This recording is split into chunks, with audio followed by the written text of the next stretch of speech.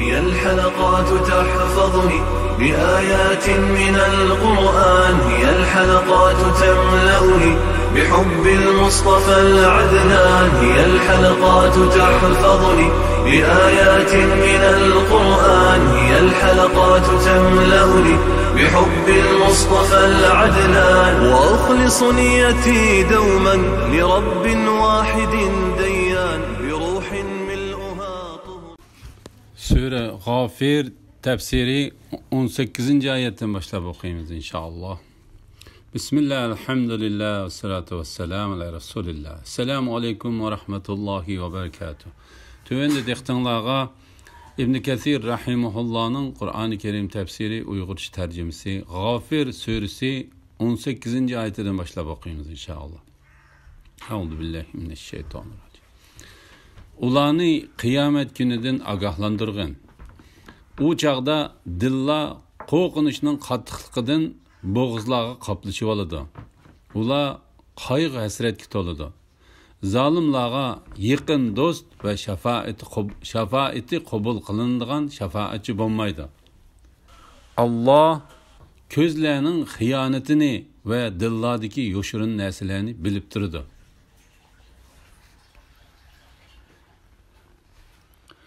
Allah adillik bilan hukm chiqaradi. Ular Allohni qo'yib ibodat qilayotgan butlar hech narsaga hukm chiqarishga qodir emas. Allah haqiqatan bandalarning so'zlarini anglab turg'uchidir, ularning ishlarini ko'rib turg'uchidir. Qiyomat kunidan ogohlantirish va Alloh taolaning u kundagi hukmi to'g'risida. Bu oyatda tilga ilingan azifa degan so'z qiyomat kunining ismlaridan biridir. Qiyomat kuni yaqinlashib kelayotganligi uchun shundoq deb atalgan. Bu vaqtda Alloh taolo mundaq deydi: Qiyomat yaqinlashdi. Uningga Allohdan boshqa kashf qilguchi, ya'ni uning vaqtini bilguchi yoki uning azobini dab'i qilguchi yo'qdir. Qiyomat yaqinlashdi. Oy yerildi. Kishilarga ularning amallaridan hisob ilinadigan vaqt, ya'ni qiyomat yaqinlashdi. Allohning farmoni, ya'ni qiyomat cho'qim keladi. Uningga aldirab ketmanglar. Ular azobning o'zlariga yaqinligini ko'rgan chaqda yuzlari qardab ketadi. U chaqda dilla qo'rqinishning qattiqligidan bo'g'izlarga chaplashib oladi. Ular qayg'u hasratga to'ladi. Bu oyatning ma'nosi haqida Qatada mundaq dedi. Yurak qo'rqinishning qattiqligidan bo'g'izlar qoplashib qilib, yo yuqoriga chiqolmaydi yoki o'rniga yonmaydi. Ikrima, Suddi va bir qancha kishilarmu mushuning o'xshash dedi.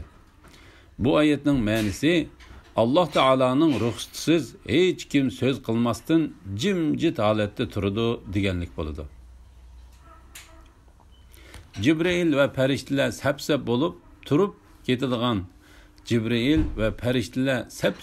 turib ketadigan kunda, ya'ni qiyomatda ularning orasida mehribon Allohning izniga erishgan va to'g'ri so'zni qilganlardan boshqa hech ahadining so'z qilishiga bo'lmaydi.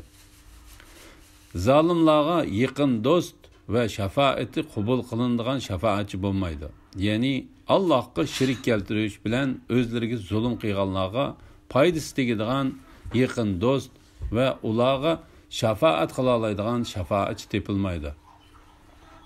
Balki ularga yetadigan har qanday yaxshilikning yo'llari kesilgan. Alloh ko'zlarning xiyonatini va dillardagi yoshirin narsalarni bilib turdi. Ya'ni Alloh taolo bu oyatda jimi narsani, yaxshisini, nochirini, kichikini, cho'ngini, inchikisini, tomini to'liq bilib turadiganligidan xabar qiladi. Buni Alloh taolo insonlarning nima qilayotganligini Allohning bilib turadiganligidan ularning hazar qilishi, Allohdan haqiqiy hayo qilishi, Alloh taologa haqiqiy taqvodorlik qilishi, Allohni ko'rib turibdi deb his qiladigan odamdek Allohdan qo'rqishi uchun xabar qiladi. Gerçi ko'zlar omonatdorligini izhor qilib tursa-mu, Alloh taolo qaysi ko'zlarning xiyonat qiluvchi ekanligini bilib turdi. Alloh dillarga yoshirin narsalarni va sirlarni bilib turdi. La ilaha illalloh Muhammad rasul. Zahak mundaq deydi. Ko'zlarning xiyonatidan ta'ni qilib ko'z qisish, bir odamning ko'miganni ko'rdim deyishi yoki ko'rganni ko'rmadim deyishi qatorliqlar ko'z tutildi. İbn Abbas radıyallahu anhuma mundaq deydi. Alloh taolo ko'zning qarishidan u ko'zning xiyonat qiladigan yoki qilmaydiganligini biladi. Mujahid va Qatadami mushuninga o'xshash dedi. İbn Abbas radıyallahu anhuma Alloh taolaning va dillardagi yoshirin narsalarni bilib turdi degan oyat haqida mundaq deydi. Agar sen bir ayol bilan zina qilishga qodir bo'la olsang, Alloh sening zina qiladigan yoki qilmaydiganligingni biladi. Suddi bu oyatning ma'nosi Alloh taolo dillardagi vasvasalarni bilib turdi deganlikdir dedi. Alloh odillik bilan hukm chiqirdi. A'mash Said ibn Jubayrdan Ibn Abbas radıyallahu anhumaning bu oyat haqida mundaq deganligini rivoyat qildi. Alloh yaxshilikqa yaxshilik bilan mukofot berishga, yomonlikqa yomonlik bilan jazo berishga qodirdir. Ibn Abbas radıyallahu anhumaning bu oyatga bergan tafsiri tuvandagi oyatning mazmuniga o'xshaydi. Alloh yomonlik qilganlarni qilmishlariga qarab jazolaydi. Yaxshilik qilganlarga chiroyli mukofot beradi. Ular Allohni qo'yib ibodat qilayotgan butlar hech narsaga hukm chiqarish qodir emas. Ya'ni butlar hech narsaga ega bo'la olmaydi va hech narsaga hukm chiqara olmaydi. Alloh haqiqatan bandalarning so'zlarini anglab turg'uchidir. Ularning ishlarini ko'rib turg'uchidir. Ya'ni Alloh xaloyiqlarning so'zlarini anglab turg'uchidir. Ularning qilmishlarini ko'rib turg'uchidir. Alloh xohlagan odamni hidoyat qiladi, xohlagan odamni ozdirdi. Alloh jami narsada odillik bilan hukm chiqarg'uchidir. Ular zaminda sayr qilib, ulardan ilgari o'tganlarning oqibatining qanday bo'lganligini kuzatmadimi? Ular bo'lsa zaminda kuch-quvvat va yodikorliklar, ya'ni uy imorat qurish jihatda bular, ya'ni sening qavmingning kofirlardan ustun edi. Gunohi tufaylidan Alloh ularni jazoladi. Ularni hech ahadi Allohning azobidan saqlab qola olmadi. Bu shuning uchundirki, ularga payg'ambarlari ro'shan mo'jizalarni elib kelgan edi. Ular ishonmadi. Shuning bilan Alloh ularni jazoladi.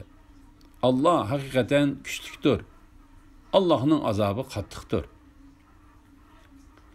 Payg'ambarlikni inkor qiluvchilarning yomon oqibati to'g'risida. Alloh taolo mundaq deydi: Ey Muhammad sallallohu alayhi vasallam, sening payg'ambarligingni inkor qilgan ana shu kofirlar zaminda sayr qilib, ulardan ilgari o'tganlarning oqibatining qanday bo'lganligini kuzatmadimi? Ya'ni ular kezib yurib, ilgari o'tgan payg'ambarlarni inkor qilgan ummatlarni va ularga tushgan azob oqibatlarini kuzatmadimi? Va halanki ilgari o'tgan ummatlar zaminda Makka kofirlardan kuch-quvvat va yodikorliklar jihatda ustun edi. Ya'ni ular zaminda Makka kofirlarining qo'lidan kelmaydigan nurg'un binolarni, yo'llarni va imoratlarni yodikor qoldirib ketdi. Bu vaqtda Alloh taolo mundaq dedi: Biz ularni, ya'ni Ad qavmini pul, mol, kuch-quvvat jihatda sizlarni qodir qilmagan narsalarga qodir qildik. Ular yer yuzida kezib, o'zlaridan ilgari o'tganlarning oqibatining qanday bo'lganligini kuzatmadimi? Ular, ya'ni o'tganlar quvvatda bulardan kuchli edi. Ular ziroat terishda, imorat selishda bular, ya'ni Qurayshlardan ustun edi. Ya'ni ular mana shundoq cho'ng kuch-quvvatga ega turuqliq payg'ambarlarga kofir bo'lganlik uchun Alloh ularni halok qildi. Ularni hech ahadi Allohning azobidan saqlab qola olmadi. Ya'ni ularni Alloh taolaning azobidan hech kishi qo'g'diy olmadi. Ulardan azobni qaytaradigan hech kim bo'lmadi. Ularni hech kim saqlab qola olmadi. Alloh taolo ularni halok qilishning sababini va ularning jinoiy qilmishlarini tilga olib mundaq deydi. Bu shuning uchundirki, ularga payg'ambarlari ro'shan mo'jizalarni elib kelgan edi. Ya'ni ro'shan dalillar, keskin pokitlarni elib kelgan edi. Ular ishonmadi. Ya'ni payg'ambarlar mushundaq dalil pokitlarni elib kelgan bo'lsa-mu, ular buningga ishonmadi va tondi. Shuning bilan Alloh ularni jazoladi. Ya'ni Alloh ularni halok qildi va diyorlarini vayron qildi.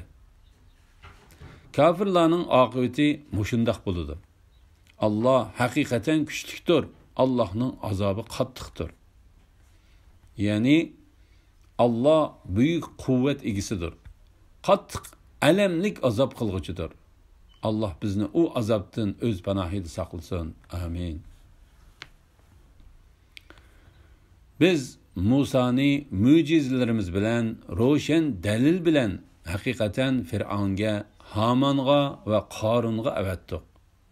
Ular Musa'ni yolg'onchi, sehrgar deyishdi. Musa ularga dargohimizdan haq, ya'ni payg'ambarlik bilan kelganda, ular Musa bilan iymon etganlarning o'g'illarini naslini quritish uchun o'ltiringlar, ayollarini xizmatga selish uchun qoldiringlar dedi. Kafirlarning hili-mikri faqat barbod bo'ldi. Fir'avn aytdi: "Meni qo'yib etinglar, Musa'ni o'ltirman." Musa o'zini mendan qutuldirish uchun Rabbini chaqirsin. Men haqiqatan Musa'ning dininglarni o'zgartib etishidan yoki zaminda, ya'ni davlatda qalaymaqonchilik tug'dirishidan qo'rqaman.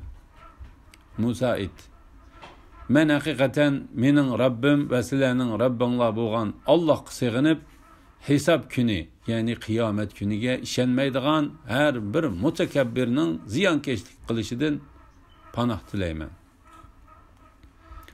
Musa bilan Fir'avnning qissasi to'g'risida. Alloh taolo bu oyatlarda payg'ambari Muhammad alayhissalomga u o'z qavmi tarafidan inkor qilinganligi uchun Musa alayhissalomning qissasi orqali tasalli berdi. Yaxshi oqibat va g'alaba dunyo oxiratda Muhammad alayhissalomga bo'ladiganligi bilan xush xabar berdi. Alloh taolo Musa ibn Imron alayhissalomga mushundaq yaxshi oqibat va g'alabani ato qilgan. Chunki Alloh taolo Musa alayhissalomni ro'shan mo'jizalar, ochiq dalillar bilan payg'ambar qilib avatdi. Biz Musa'ni mo'jizalarimiz bilan, ro'shan dalil bilan haqiqatan Fir'avnga, Hamonga va Qorunga avatdik. Fir'avn Misr diyoridagi Qibti millatining podshohidir. Hamon Fir'avnning vaziri edi. Qorun shu zamondagi boyligi va tijorati eng ko'p odam edi. Ular Musa'ni yolg'onchi, sehrgar deyishdi. Ya'ni ular Musa'ni inkor qilishdi. Uni sarang elishib qolgan, Alloh payg'ambar qilib avatdi degan so'zida yolg'onchi deyishdi. Bu vaqtda Alloh taolo mundaq deydi, mundaq degan: "Ulardan ilgiriki ummatlarmu shundoq edi. Ularga har payg'ambar kelsalar, ular uni bir sehrgar yoki bir majnun dedi. Ular payg'ambarlarni inkor qilishni bir-biriga tavsiya qilishganmi? Hargiz undaq emas. Ya'ni ular bir-biriga undaq tavsiya qilishgan emas. Ular haddidan oshqich qavmdir." Musa ularga dargohimizdan haq, ya'ni payg'ambarlik bilan kelganda, ya'ni Musa Alloh taoloning o'zini ularga payg'ambar qilib avatganligiga dalolat qiladigan keskin dalil bilan kelganda, ular Musa bilan iymon etganlarning o'g'illarini neslini quritish uchun o'ltiringlar, ayollarini xizmatga silish uchun qoldiringlar dedi. Bu Fir'avnning İsrail avlodini o'ltirishga qilgan ikkinchi buyruqi. Uning İsrail avlodini o'ltirishga qilgan birinchi buyruqiga kelsak, Musa alayhissalomning dunyoga kelishidan saqlanishi uchun edi. Yoki bu xalqni xorlash va sonini azaytish edi. Yoki bo'lmasa, har ikkilisi, ya'ni Musadan saqlanish ve İsrail avlodini dafsanda qilish edi. Uning ikkinchi buyruqiga kelsak, bu xalqni Musa alayhissalomdan shumpal oldiq degizish uchun ularga ahonat qilish edi. Shuning uchun ular sen bizga kelishdan burunmi, kelgandan keyinmi hamon xorlanib qoldik, hamon xorlanib keldik dedi. Musa Rabbinglarning düşmaninglarni halok qilishi, Misr zaminida ularning o'rniga sizlarni dastitishi, sizlarning qandoq ish qiladiganliginglarga qarshi muhaqqaqdir dedi. Kafirlarning hilm-fikri faqat barbod bo'ladi. Ya'ni İsrail avlodining Fir'avn ustidan g'alaba qozonolmasligi uchun ularning sonini oz ko'rsatishda Fir'avnning qilgan hilm-fikirlari, yomon niyatlari faqat shamolga uchib ketgandekla barbod bo'ladi. Fir'avn aytdi: "Meni qo'yib etinglar, Musani o'ltirman." Musa o'zini mendan qutuldirish uchun Rabbini chaqirsin. Bu la'nati Fir'avnning Musa alayhissalomni o'ltirishga bel bog'lashi edi. Ya'ni u qavmiga mundaq dedi: "Meni qo'yib etinglar, men uni sizlarga o'ltirib beray." Musa Rabbini chaqirsin. Men parvo qilmayman. Mana bu haqiqatga g'oyat zo'r darajada tanganlik, hujum qilganlik va qarshilashganlikdir. Men haqiqatan Musa'nın dininglarni o'zgartib etishidan yoki zaminda, ya'ni davlatda qalaymiqonchilik tug'dirishidan qo'rqaman. Ya'ni Fir'avn Musa alayhissalomning insonlarni ozdirib etishidan, ularning urf-odatlarini o'zgartib etishidan qo'rqqan qiyofatga kirib oladi. Bu xuddi bir maqol tamsil deyilgandek, ko'rinishda Fir'avn va'z nasihat qilguvchi bo'lib qoldi. Ya'ni u va'z etib insonlarni Musa alayhissalomdan qutuldirib, ularga shafqat ko'rsatuvchi bo'lgan kishi sifatida o'ttirg'i chiqdi. Musa aytdi: "Men haqiqatan mening Rabbim va sizlarning Rabbinglar bo'lgan Allohga sig'inib, hisob kuni, ya'ni qiyomat kuniga ishonmaydigan har bir mutakabbirning ziyonkashlik qilishidan panoh tilayman." Ya'ni Fir'avnning "Meni qo'yib etinglar, Musani o'ltirman" degan so'zi Musa alayhisalomga yetgan chaqda Musa alayhisalom mundaq dedi: "Allohga iltijo qilaman, Fir'avnning yomonligidan va uningga o'xshashlarning yomonligidan Allohga sig'inib panoh tilayman." Shuning uchun u yana mundaq dedi: "Ey xitob qilinuvchilar, men haqiqatan mening Rabbim va sizlarning Rabbinglar bo'lgan Allohga sig'inib, hisob kuni, ya'ni qiyomat kuniga ishonmaydigan har bir mutakabbirning ziyonkashlik qilishidan, ya'ni haqni qabul qilishdan takabburlik qilgan har bir gunohkor va isyonkordan panoh tilayman." Shuning uchun Abu Musa radhiyallohu anhudan rivoyat qilingan bir hadisda mundaq bayon qilingan: Payg'ambar alayhisalom bir qavmning ziyonkashligidan qo'rqsa mundaq deydi: "Ey Alloh, biz haqiqatan sana sig'inib, ularning ziyonkashligidan panoh tilaymiz. Sening bilan ulardan qo'rqdinimiz." Alhamdulillah. Yuqorida Sura G'ofir tafsiridan 27-oyatgacha angladinglar. Oxirini keyin qitimliq o'qishimiz davomlashtiramiz inshaalloh. Va sallallohu ala Muhammad va ala alihi va sahbihi ajma'in.